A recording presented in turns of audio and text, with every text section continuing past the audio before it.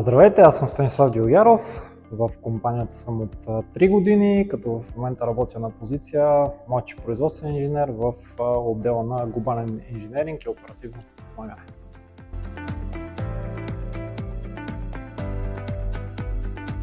Просто така се текоха обстоятелствата при мен. Завърших си, чисто стандартно, завърших си университет, след което почнах да търся работа без опит, което както на днешно време е малко трудно, но ми изкочи обявата за този стаж. Разгледах за какво стана въпрос, разгледах компанията и реших да се пробвам тук.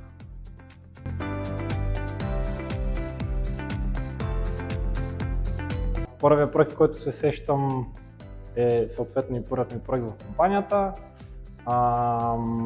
Когато дойдох тук и бях стажант, най-големият, така да се каже, проект, който разработвах, беше свързан с една автоматизация на ръчен процес за рибонизиране на кабели, който проект се получи доста добре и беше доста интересен, понеже трябваше да науча доста нови неща за мен.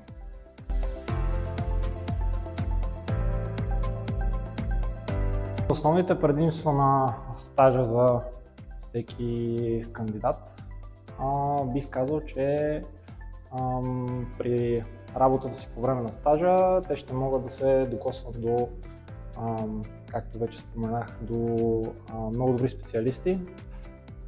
Ще могат да докоснат от различни аспекти на работата инженер по време на работата им в отделни отдели и ще видят как една международна компания функционира успешно.